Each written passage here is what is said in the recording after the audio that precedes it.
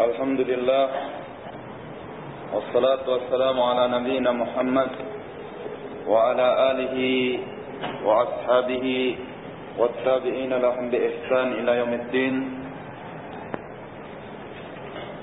Thumma amma ba'd. Wa ikhwani fid din, a'azakumullah. Alhamdulillah, kita melanjutkan kembali pengajian kita Umdatul Ahkam, yang mana walhamdulillah kita sampai kepada sekarang dari bab dari kitab ini, Babul Haid, bab yang bersangkutan tentang haid. Dan sebagaimana kita ketahui bahwa bab ini adalah banyak membicarakan tentang masalah wanita, karena haid itu sendiri dialami oleh para wanita, sementara kaum prianya atau kaum laki-lakinya tidak tertimpa daripada haid. Jadi kita akan membicarakan tentang perkara-perkara kaum wanita, dan juga di dalamnya kita akan membahas kitab atau membahas babul mustahadah, bab tentang istihadah, yang mana kita ketahui ikhwani fillah sangat erat hubungannya dengan haid ini. Adapun nifas itu sendiri nanti kita akan bahas insyaallah taala setelah akhir daripada babul haid. Dan setelah kita membahas babul haid min fadlillah wa taufiqih, kita selesai pula lah membahas daripada kitab at-taharah, kitab at-taharah. Dan ini adalah suatu kemuliaan bagi orang-orang yang menuntut ilmu, karena dengan perjalanan waktu tak terasa kita selesai atau kita menyelesaikan kitab at-taharah dalam kitab yang sangat bermanfaat ini, kitab Umdatul Ahkam. Saudaraku sekalian yang dimuliakan oleh Allah, cuma sebelum kita masuk ke dalam pembahasan babul haid ini, ada beberapa pertanyaan yang saya membaca awal-awal daripada babul haid untuk menyelesaikan pertanyaan-pertanyaan yang banyak masuk ke dalam pertanyaan-pertanyaan yang masuk datang kepada saya pada ta'lim Umdatul Ahkam. Jadi kita selesaikan beberapa pertanyaan, wa insyaallah taala setelahnya kita masuk ke dalam babul haid. Nah, bismillah. Bagaimana membedakan cairan sufrah pada wanita dengan cairan yang keluar untuk ihtilam? Cairan sufrah juga ini adalah pembahasan tentang haid yang akan kita bahas. Cuma perlu diketahui bahwasanya cairan yang dikatakan sufrah, yang dikatakan kekuning-kuningan tersebut, kalau dia keluar pada waktu masa haid, dia itu adalah haid. Kalau dia keluar pada waktu selesai haid, dia bukan haid. Nah, sementara bedanya dengan ihtilam yang keluar itu adalah apa? Mani ataupun sperma, yang terkadang mani itu kental, ya, yang terkadang mani itu kental, yang terkadang itu mani itu encer. Terkadang berwarna putih. Putih dengan putih yang putih seperti putih tulang atau putih, ya. Dan terkadang berwarna keputih-putihan, dan terkadang berwarna kekuning-kuningan, dan terkadang berwarna kuning. Ini perlu kita ketahui.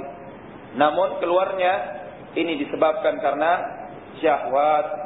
Adapun cairan sufrah yang keluar pada wanita, kalau laki-laki tidak keluar sufrah, ya, laki-laki tidak keluar padanya cairan sufrah.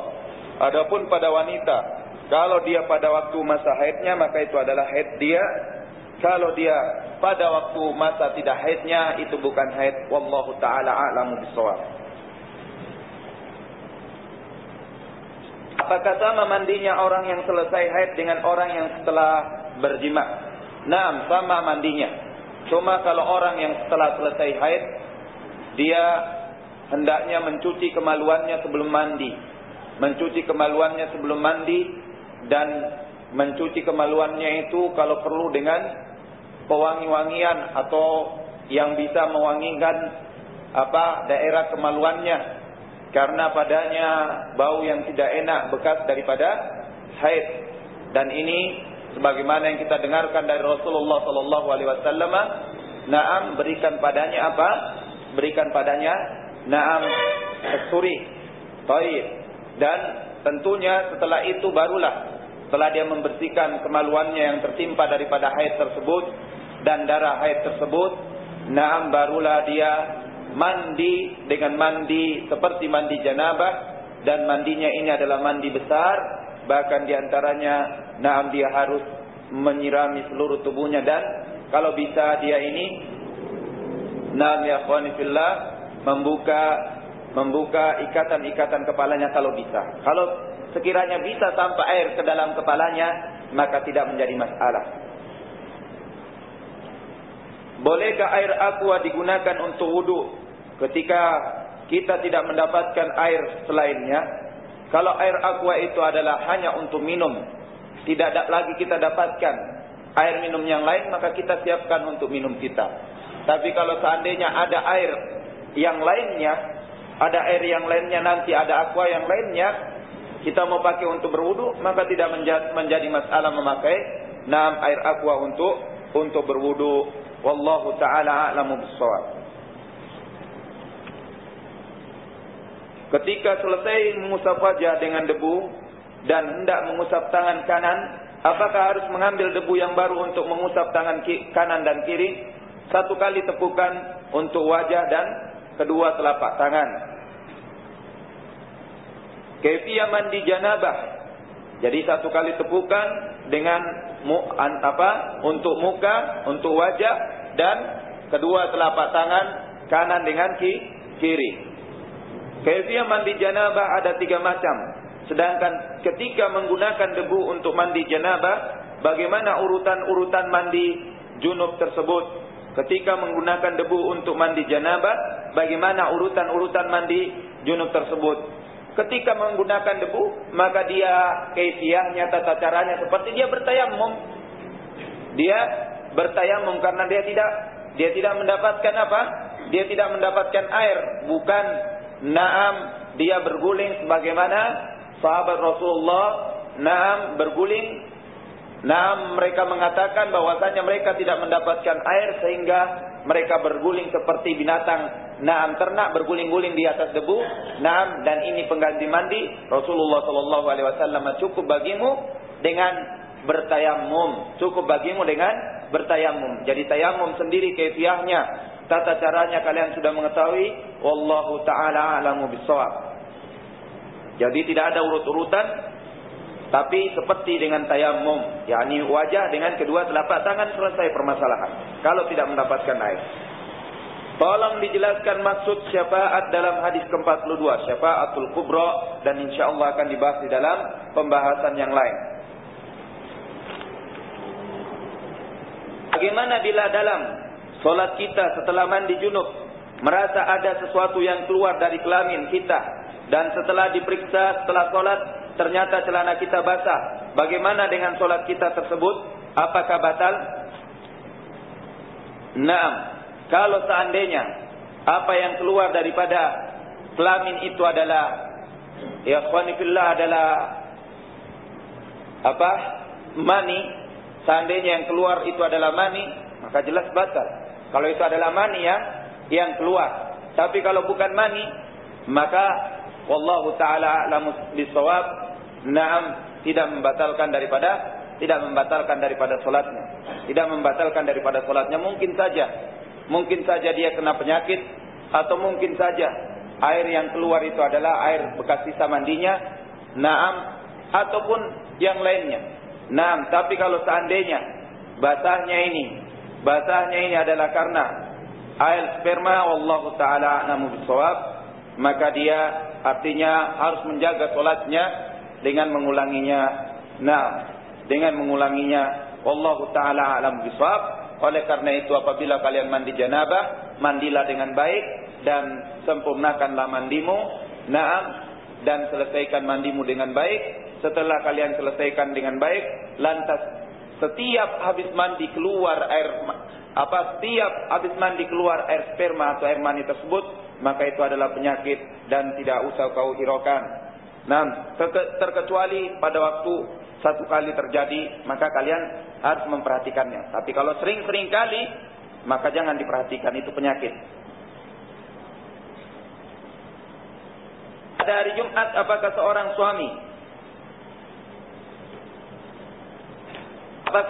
suami satu kali mandi dengan dua niat, yaitu mandi janabah dan mandi Jumat, atau mandi dua kali dengan niat mandi pertama untuk janabah dan mandi kedua untuk mandi Jumat? Tergantung dia berpendapat mandi Jumat itu adalah wajib atau mandi Jumat itu adalah afdholiyah. Kalau dia mengatakan bahwasanya itu afdholiyah, maka dia satu kali mandi.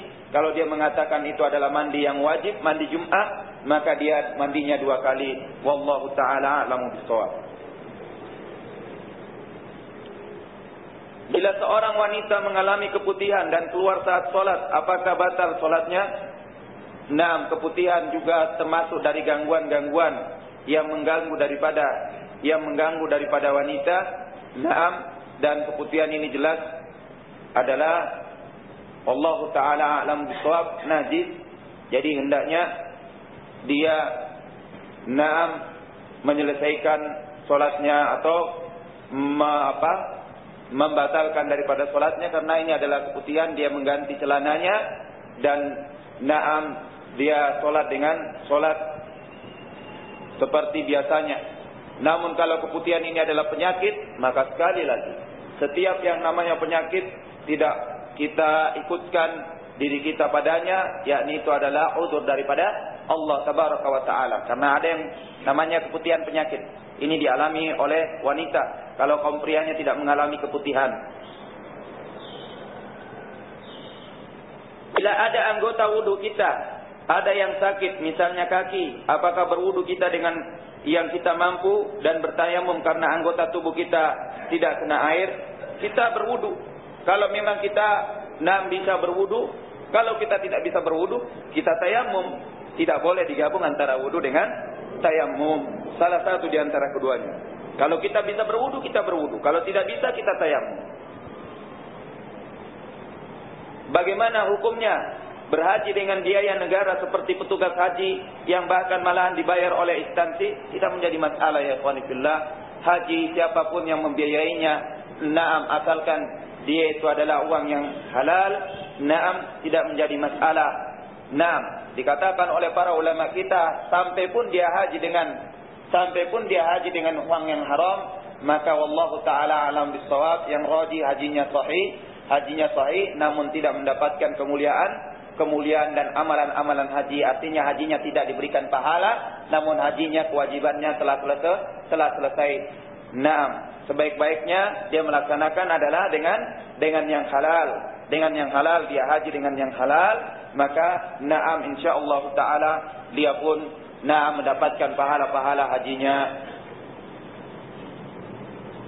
Bolehkah berwudu dengan air aqua saat di terminal, di musola?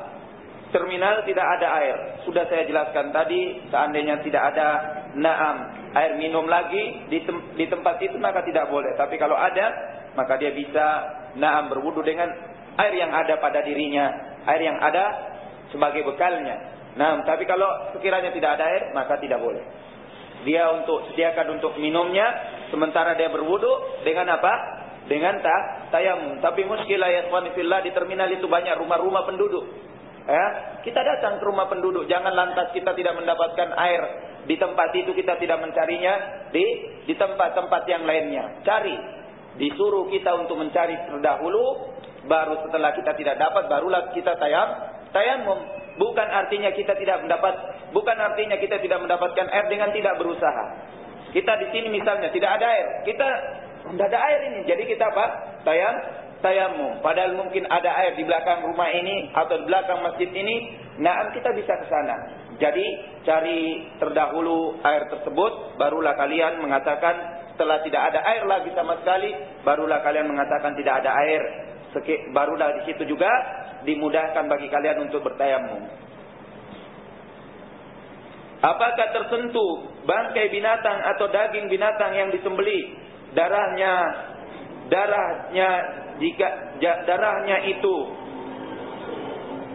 itu najis? Apakah tersentuh bangkai binatang atau daging binatang yang disembelih, darahnya itu najis? Maksudnya, apakah tersentuh bangkai binatang atau daging binatang yang disembelih, darahnya itu najis? Darahnya cukup untuk dicuci. Darahnya cukup untuk dicuci. Namun kalau dikatakan itu adalah najis, kalau binatang sembelihan bukan najis. Bukan najis. Bagaimana darah kalian? Kalau darah kalian berceceran dari darah apa yang terkena luka, maka itu bukan najis. Wallahu taala a'lamu bissawab. Cukup dia membersihkannya. Jarak berapa setelah perjalanan itu dikatakan safar? Sesuai dengan urfiah masyarakat, sesuai dengan adat istiadat masyarakat, dikatakan perjalanan itu safar. Tidak pakai jarak ya. Bagaimana hukumnya? Saya ulangi tadi jawabannya, jadi tidak pakai jarak. Artinya kalau ditentukan oleh manusia ini adalah jaraknya, ini adalah perjalanan safar, maka dia itu masuk safar. Sehingga nanti kita jangan salah paham, artinya tidak ada jarak. Nanti kalau kita keluar sedikit karena tidak ada jarak, pokoknya kita berniat safar, kita Salat safar ini tidak boleh. Nah, misalnya antum rumahnya dekat IAIN sana, lantas ke Hasana ini, lantas antum mengatakan saya safar ke Hasana, lantas setelah masuk salat kalian salat safar, ini tidak sah salatnya atau tidak sah salat safarnya, dalam artian kata batal, karena ini bukan sebuah safar ya ikhwani fillah. Bagaimana hukumnya kasus berikut? Nah, sebetulnya kasus-kasus ini kalau tidak terjadi, jangan kita bicarakan ya. Nah, karena sesuatu yang belum terjadi, ya ikhwani fillah, biasanya kita takalluf untuk membicarakannya. Kalau kita masuk ke sebuah wilayah kering berdebu, dan sulit mencari air, akan tetapi kita mempunyai bekal air minum yang cukup banyak, apakah kita harus wudu dengan air yang kita bawa atau bertayamum jika sudah masuk waktu sholat? Sudah saya jawab tadi.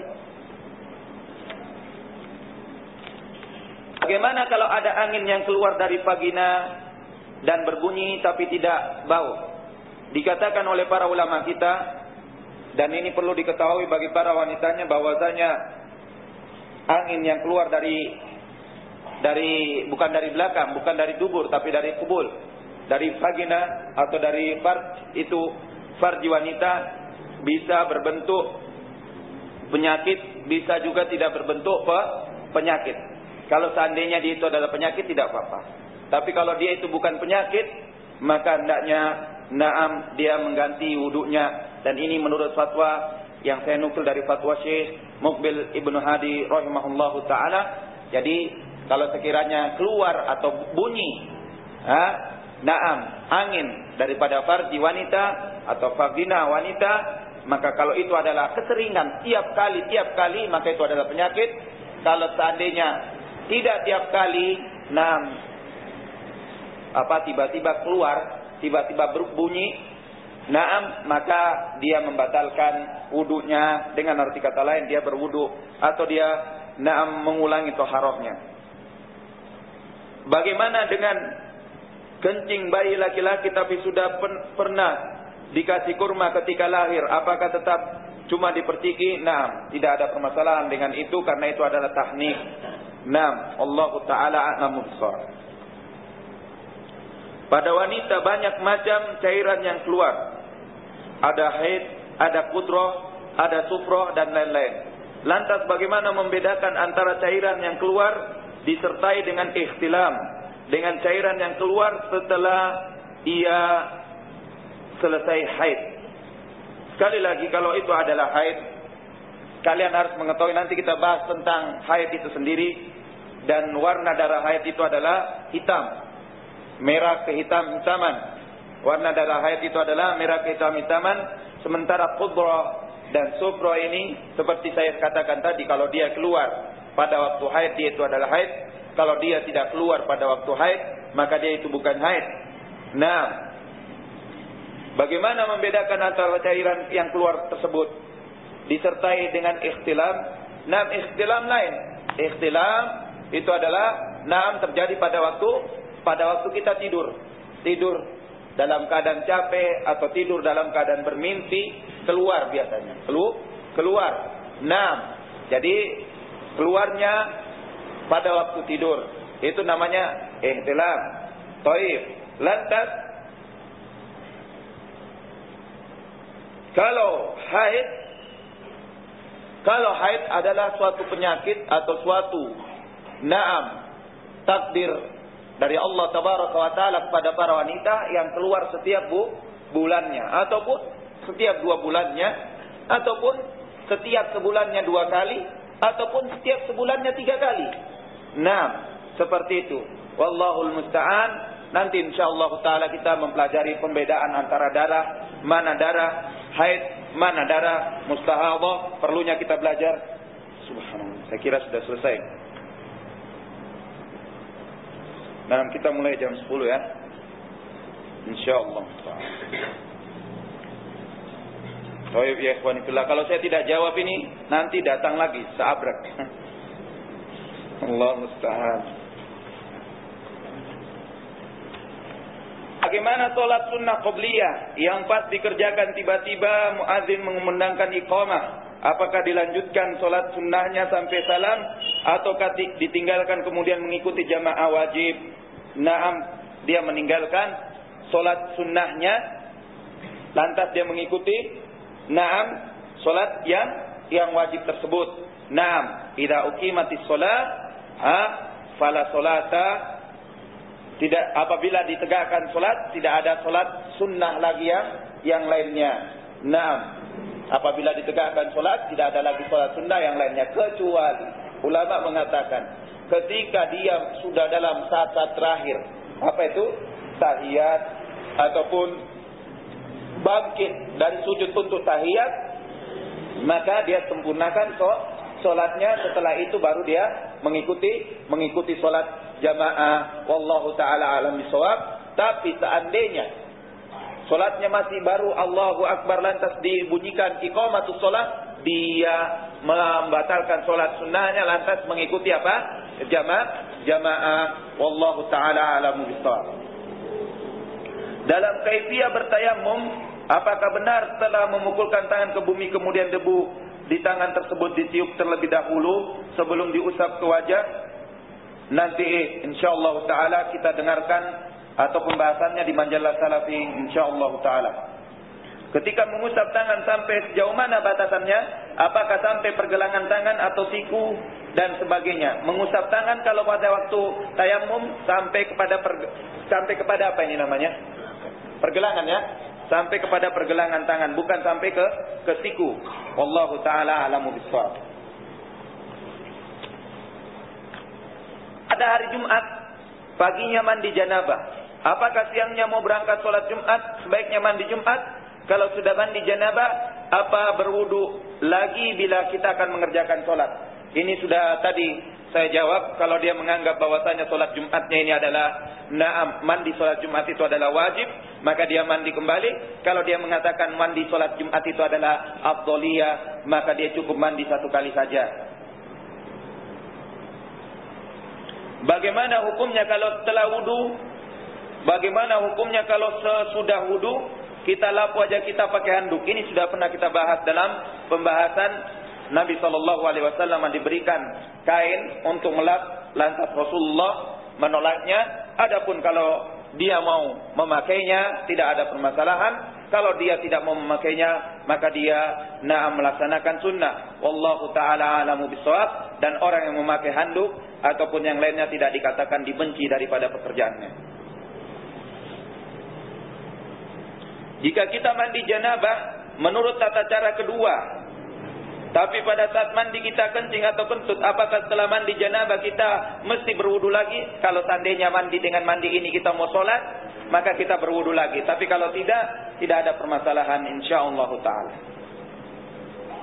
Apakah air yang keluar pada waktu tidur itu pasti mani, walaupun dia tidak bermimpi dan dia dalam keadaan kelelahan yang setelah dilihat cirinya tidak sama dengan ciri-ciri mani sehingga mewajibkan mandi? Ya ikhwani fillah, nah mudah-mudahan yang bertanya ini masih remaja ya.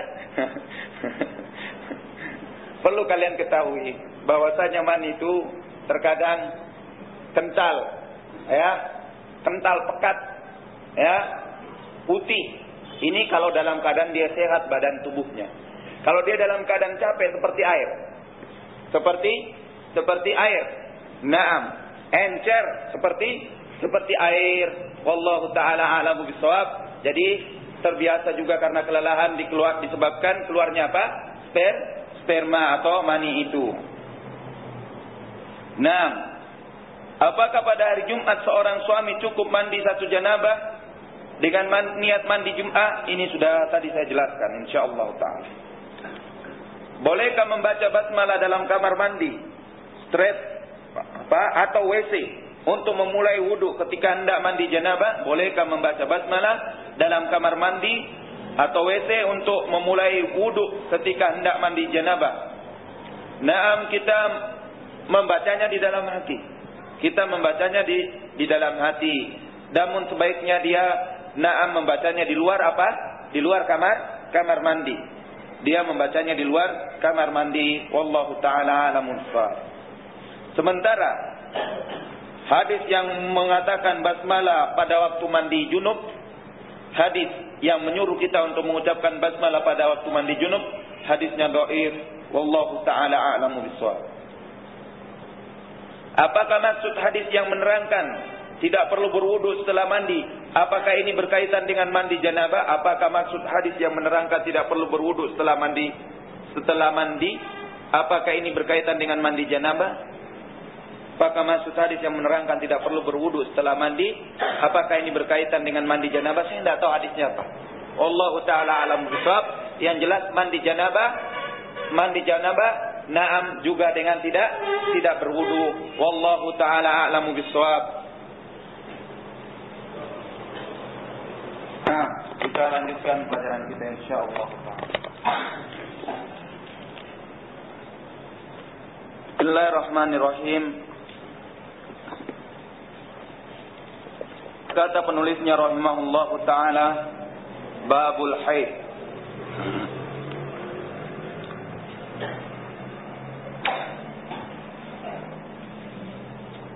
An Aisyah radhiyallahu anha anna Fatimah binta Abi Hubayb sa'alat an-nabiy sallallahu alaihi wa alihi wasallam, bahwasanya Fatimah bertanya kepada Nabi sallallahu alaihi wa alihi wasallam. Dia berkata, inni ustahadu fala athuru afa'adu as-salah. Aku ditimpa mustahadah, aku ditimpa istihadah. Naam, aku ditimpa istihadah. Naam, fala athuru, dan aku tidak bersuci. Afa'adu as-salah, apakah aku meninggalkan salat? Qala la, maka berkata Rasulullah sallallahu alaihi wa alihi wasallam, qala la, Rasulullah mengatakan tidak. Inna dzalika irqun, sesungguhnya yang demikian itu adalah irqun. Irqun itu adalah darah yang mengalir yang disebabkan keluarnya dia dari bawah rahim, dari bagian dalam bawah rahim. Kalau kalian tahu tempat lahirnya anak di dalam rahim, tempat keluarnya darah yang keluar dari bawah rahim. Nah, walakin da'iyas salah qadral ayyam, akan tetapi tinggalkanlah salat sekitar hari-hari allati kunti tahidina fiha, yang kamu haid padanya. Tsumma ightasali wa shalli, kemudian lakukanlah atau mandilah setelahnya dan salatlah pula. Mandi dan salatlah.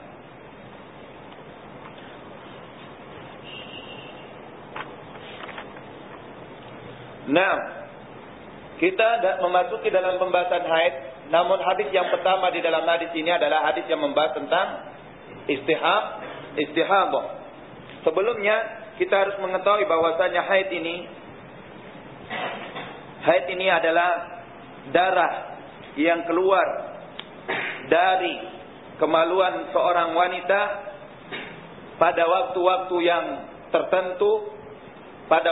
yang tertentu, Nah, dan ini hanya pada wanita. Nah, dan darah haid itu sendiri adalah darah kotor atau najis. Nah, ulama membahas tentang permasalahan masa haid dan kapan lamanya masa haid tersebut. Di antara ulama, mereka mengatakan bahwasanya waktu haid itu, sedikitnya waktu haid itu adalah sehari dan semalam. Di sana ada yang mengatakan pula dia 3 hari. Di sana ada yang mengatakan pula dia itu 7 hari. Ya akhwani fillah, dari semua apa-apa yang terjadi atau apa-apa daripada perkataan mereka para ulama, wallahu ta'ala a'lamu bisawab, bukan mereka itu tidak pintar, para ulama mereka pintar. Namun yang mereka maksudkan wallahu ta'ala a'lamu bisawab, waktu paling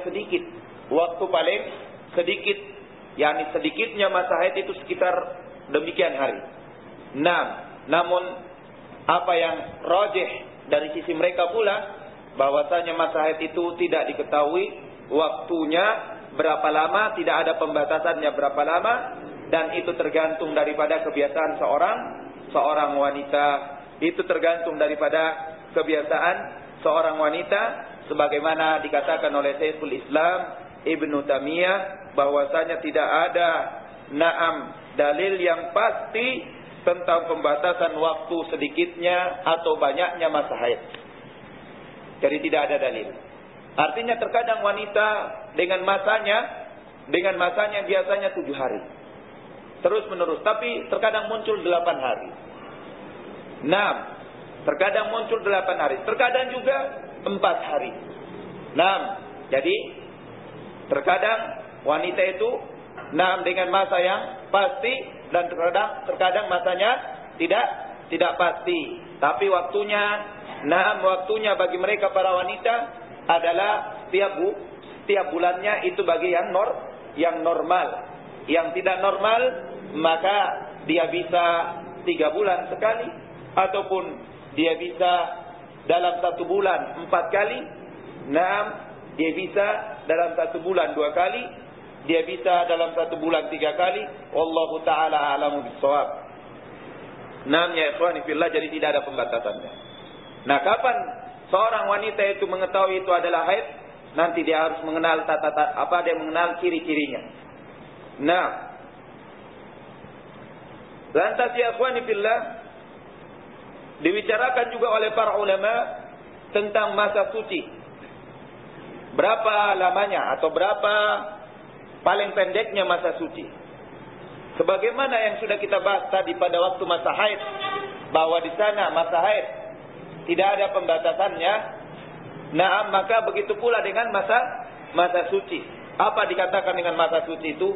Suci dari haid. Misalnya seorang sudah haid, berapa lama dia ini setelah haidnya ini akan masuk lagi ke masa haid yang berikutnya? Apakah 15 hari ataukah dia 30 berapa hari, 20 hari atau berapa? Maka di sini tidak ada pembatasan, tidak ada dalil yang mengungkapkan bahwasanya atau yang mengutarakan bahwasanya di sana di sana ada pembatasan waktu suci. Naam ya akhwani fillah. Dan bagi antum yang ikhwah ini, naam, mudah-mudahan pembahasan ini tidak membosankan ya. Naam, karena nanti kalau kalian punya istri, kalian akan mengetahui tentang hal ini dan kalian akan memberitahukan kepada istri kalian. Dan naam, tentunya ini adalah berfaedah bagi istri kalian. Naam, lantas kita masuk ke dalam hadis ini. Sekarang hukum mustahadah itu sendiri. Hukum mustahadah, karena kita di dalam hadis ini dijelaskan tentang mustahadah atau tentang Fatimah yang mustahadah.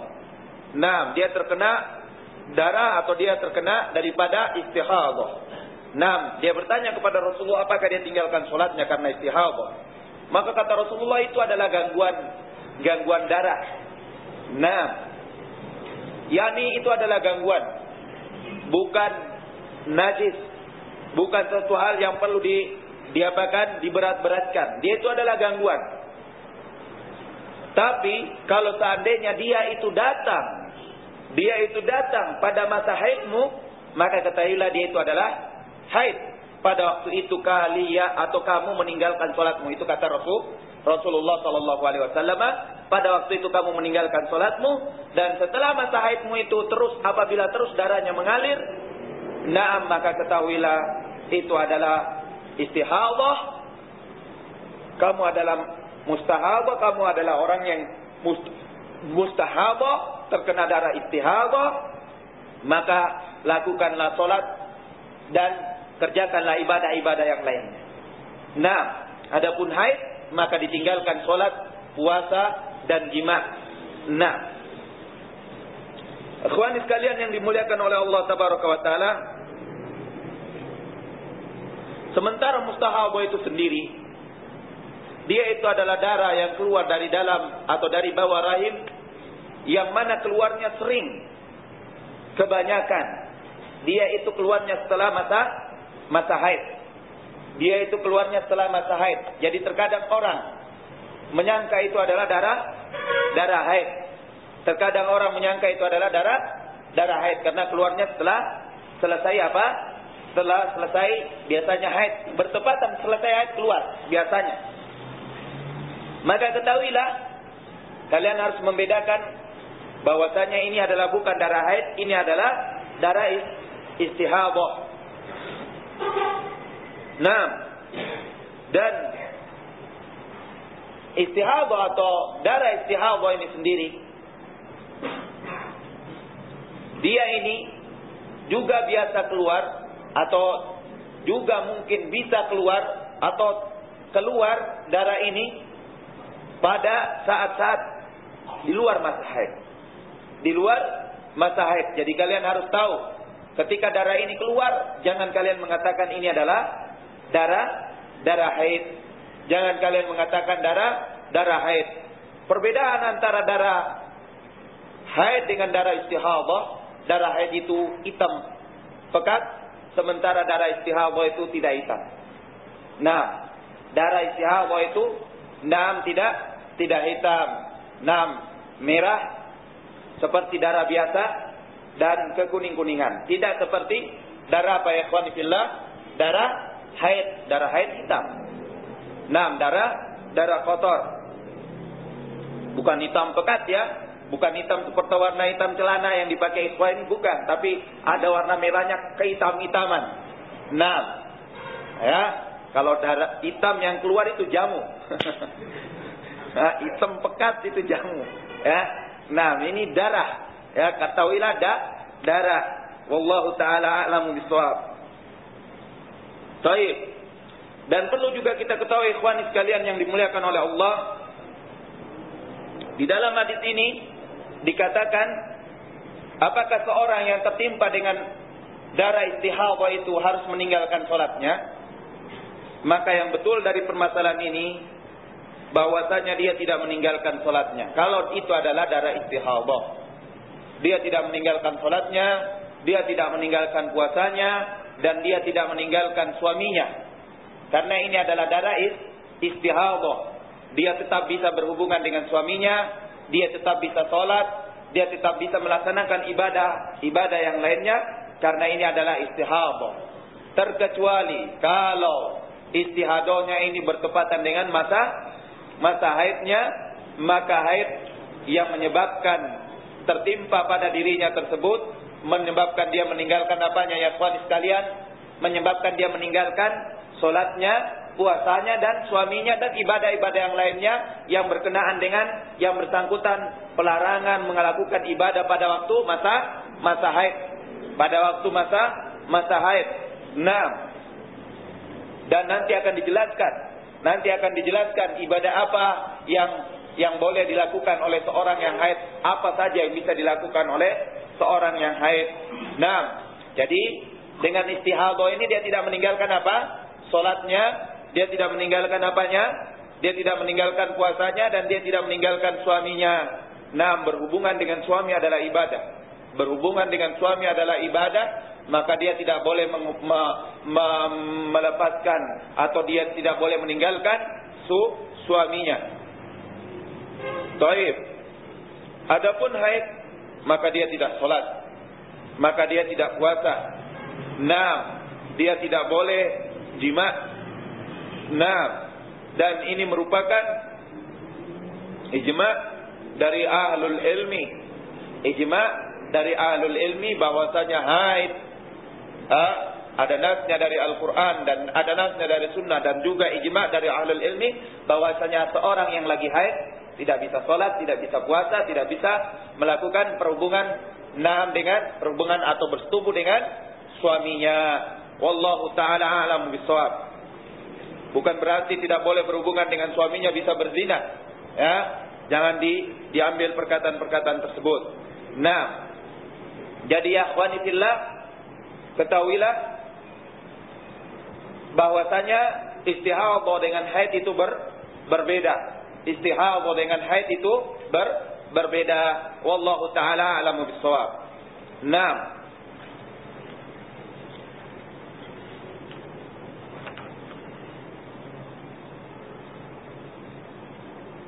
bagaimana seseorang itu mengetahui tentang atau bagaimana seorang yang mustahadhah itu haid? Bagaimana seorang yang mustahadhah itu haid? Bagaimana seorang yang mustahadhah itu haid? Ketahuilah bahwasanya seorang wanita dengan adatnya biasa mustahadhah, biasa. Bukan artinya setiap wanita itu mustahadhah, tapi seorang wanita dengan adatnya dia itu bisa terkena daripada apa? Istihadhah, maka tentunya pula dengan keadaan istihadhah itu bisa bertepatan dengan masa apanya? Masa haidnya. Jadi perlu dia memperhatikan hal-hal yang berikut ini.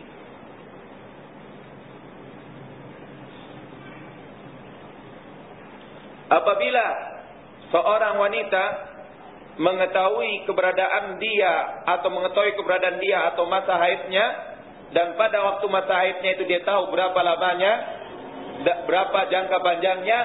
Ketika selesai masa jangka panjangnya tersebut, apabila ada darah yang keluar setelah masa haid tersebut, ketahuilah itu adalah istihadhah. Ini thariqah yang pertama. Ini cara yang pertama. Yang berikutnya, apabila seorang wanita dia tidak mengetahui adatnya, namun dia bisa membedakan antara darah haid dengan darah yang bukan haid, maka dia menggunakan perbedaan tersebut, atau dia menggunakan cara membedakan darah tersebut. Misalnya ada seorang wanita kan masa haidnya tidak tetap.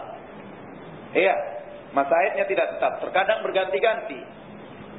berganti-ganti, maka dia menggunakan cara yang kedua, yakni dengan cara apa? Membedakan darah. Membedakan darah. Ini darah haid atau darah istihadhah. Wallahu ta'ala a'lamu bishawab.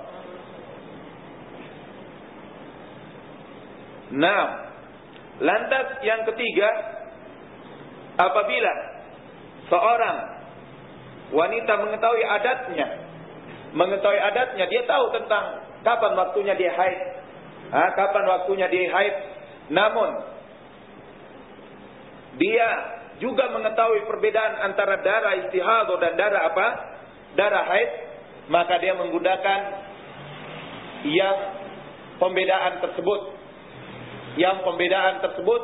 yakni dia menggunakan dengan tata cara membedakan mana darah istihadah dengan mana darah haid, walaupun dia mengetahui adatnya. Jadi ada 3 tadi.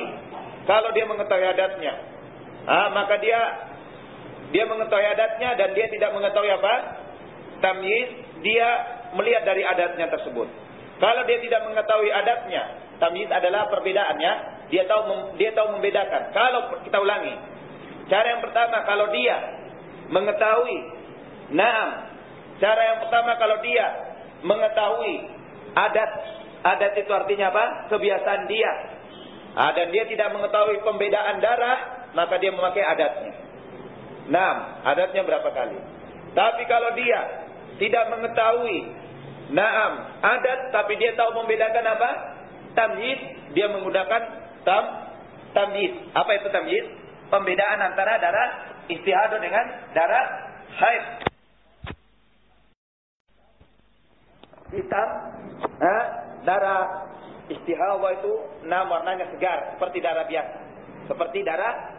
Karena darah yang keluar dari bawah rahim, bukan darah kotor. Kalau darah haid adalah darah kotor.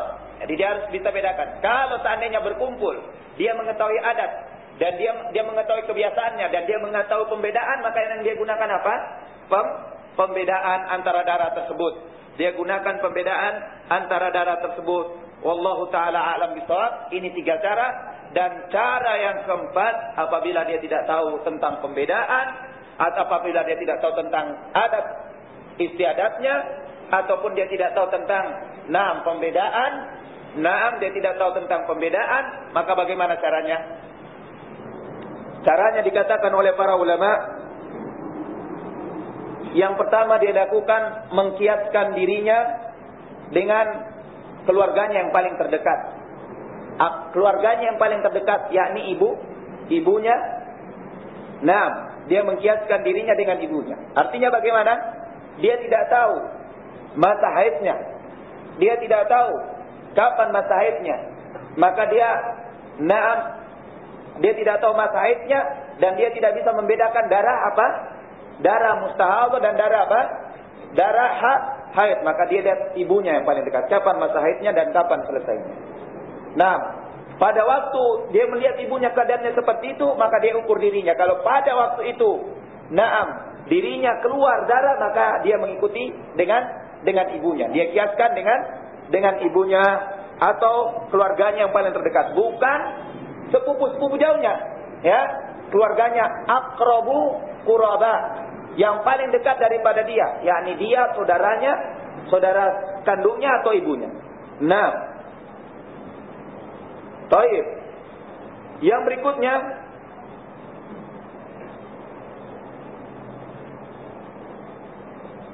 dia menggunakan cara berpegang pada setiap bulannya atau awal bulannya, berpegang daripada kebiasaan wanita haid pada awal bulannya sebanyak berapa hari? Berapa hari ya akhwani fillah? 7 hari. 7 hari. Wallahu taala a'lamu bishawab. Ini sebagai cara yang terakhir. Ini sebagai cara terakhir. Oleh karena itu engkau para wanita hendaknya mempelajari tentang darah ini, dan alhamdulillah Ummu Ishaq Al-Athariyah menulis tentang pembedaan darah tersebut di dalam majalah Salafi. Kalian bisa membacanya dan insyaallah pembahasannya berfaedah di dalam majalah Salafi tersebut.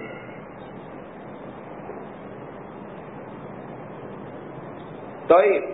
Ini 4 cara. Jadi kalian sudah bisa membedakannya insyaallah taala. Lantas dikatakan di sini dalam hadis ini, "Tsumma ightasali wa shalli. Kemudian mandilah dan apa? Dan salatlah. Mandilah dan salatlah. Nah, di sini ada perintah untuk mandi dan untuk salat. Itu kapan? Itu ketika istihadhah itu tidak pada hari-hari apa? Haid. Bukan pada hari haid.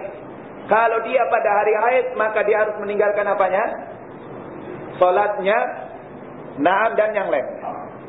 Ini diperintahkan pada waktu hari terjadinya, pada waktu hari selesainya waktu masa haid. Jadi mandilah, setelah itu cucilah kemaluanmu, baru salatlah. Ketika selesai masa haid. Tapi kalau tidak selesai masa haid, maka tidak boleh mandi dan tidak boleh apa? Tidak boleh apa ya ikhwani fillah? Tidak boleh salat. Istilahnya tidak boleh mandi setelah haid karena masih haid dia. Paham? Dia mandi biasa saja, bukan mandi suci daripada haid. Wallahu taala a'lamu bishawab. Jadi dia ini kalau sudah selesai masa haidnya, barulah dia mandi. Barulah dia mandi.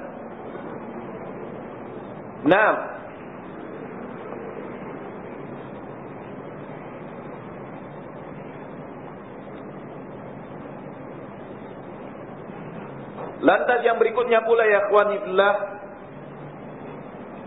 apabila seseorang selesai dari haidnya. Apabila seseorang selesai dari haidnya, apakah waktu selesai dari haidnya langsung didatangi dengan tidak mandi? Artinya suaminya bisa menggoyulinya dengan tidak mandi. Wanitanya ini tidak mandi, tapi karena sudah selesai masa haidnya, dia mendapatkan haidnya sudah selesai, apakah bisa digauli? Maka wallahu taala a'lam bishawab, yang rajih dalam permasalahan ini dia mandi dulu. Dia mandi dahulu. Kalau dia mendapatkan air. Kalau dia tidak mendapatkan air, maka dia apa? Tayamum. Dia tayamum. Kalau dia tidak mendapatkan air, dia tayamum.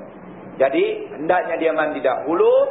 Kalau dia sudah mandi baru didatangi dengan suaminya. Tapi kalau belum, maka dia menghindari. Dia menghindari sebagaimana dia mengingat dari firman Allah tabaraka wa taala, hatta yatahurna, sampai dia apa itu? Yatahurna, sampai dia itu bersuci. Ayaktasilna, kata para jumhur ulama. Kata jumhur ulama, ayaktasilna, yakni apa? Yaktasilna, sampai dia itu mandi. Jadi jangan didatangi dulu, biarkan dia mandi, dan setelah selesai mandi barulah didatangi. Wallahu taala a'lam bishawab. Permasalahan ini diperselisihkan, namun yang rajih apa yang sudah saya sampaikan tadi. Wallahu taala a'lam bishawab. Artinya ya ikhwani fillah, seketika istri kita selesai, kita biarkan dulu dia mandi. Dibiarkan mandi. Kalau tidak mendapatkan air, dibiarkan dia itu tayamum. Barulah kita menggaulinya. Wallahu taala a'lamu bishawab. Lantas ketika selesai haid tapi masih darah istihadhah tetap keluar, bagaimana? Bagaimana ya ikhwani fillah? Selesai haid, darah istihadhah telah terus keluar. Gimana? Digauli atau enggak? Digauli. Kalau kalian mau menggaulinya. Bisa disetubuhi. Karena darah istihadhah tidak menyebabkan seseorang itu menghindari istrinya. Kalau selesai haidnya dan darah istihadhah tetap keluar, bisa dia itu mencucinya dan sholat, dan juga bisa digauli. Wallahu taala a'lam bishawab. Mencucinya mandi dan sholat, dan bisa digauli. Ataupun dia mencucinya belum masuk waktu sholat, dia mandi, lantas kita bisa menggauli walaupun keluar darah istihadhah. Di dalam hadis ini dikatakan, faghsili anki dama wa shalli. Cucilah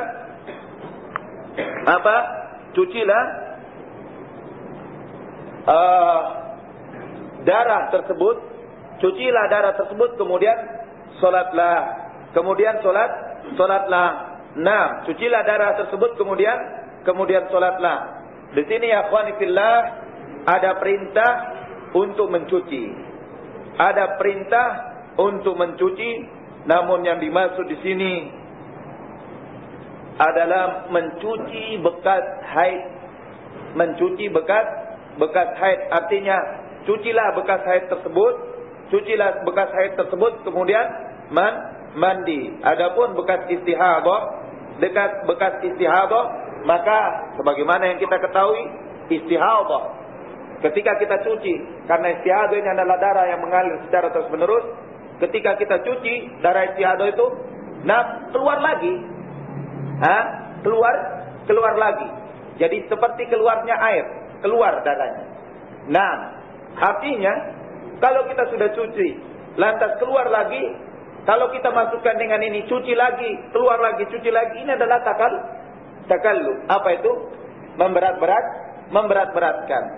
Nah, jadi hendaknya dicuci darah tersebut, darah air tersebut dicuci, dan apa yang keluar setelahnya, naam, itu adalah darah istihadah. Tentunya wanita lebih mengetahui bagaimana cara menampungnya atau bagaimana cara mengatasinya.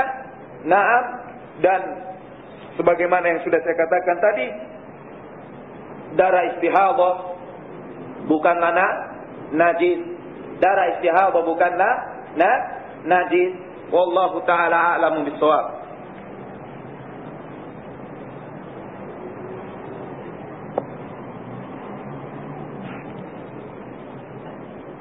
Nah,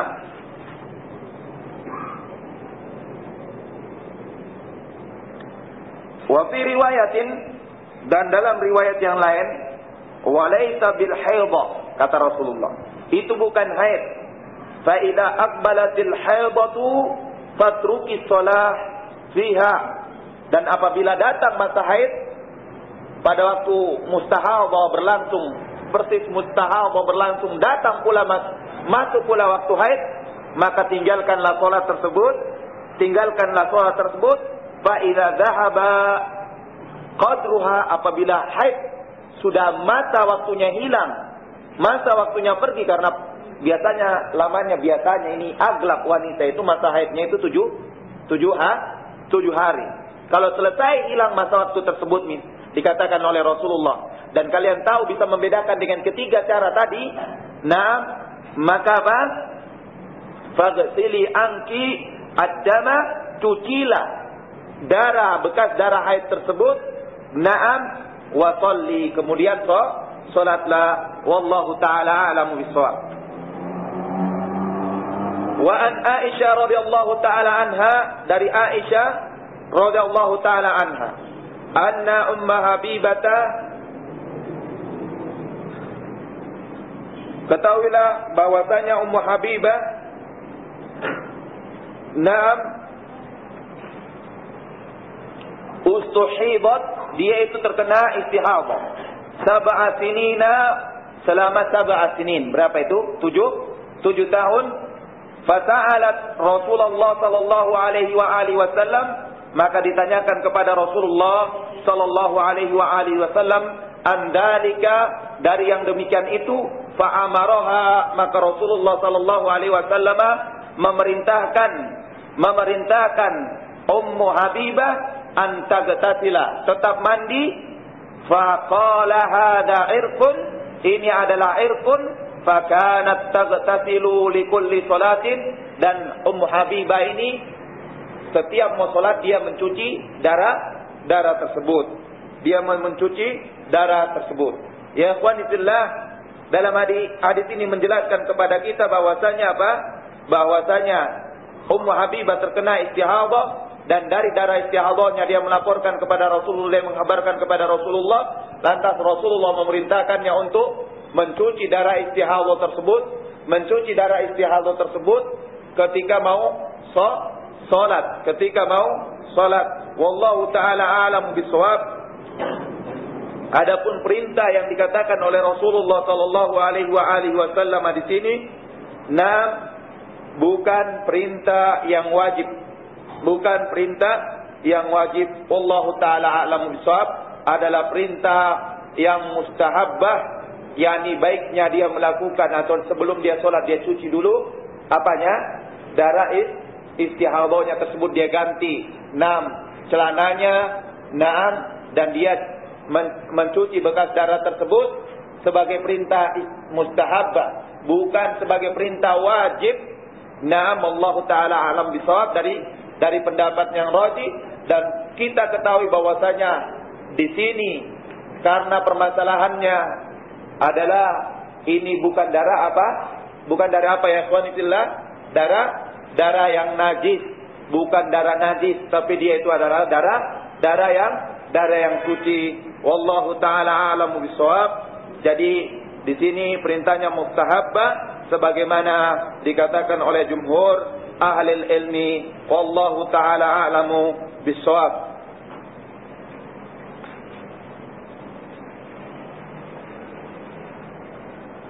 Nah, saya kira itu ya ikhwani fillah yang bisa kita ambil dari pertemuan kita pada kesempatan kali ini. Wa insyaallah taala ada beberapa permasalahan yang kita akan bicarakan mungkin mengenai masuknya bulan Ramadan. Wallahu taala a'lamu bishawab.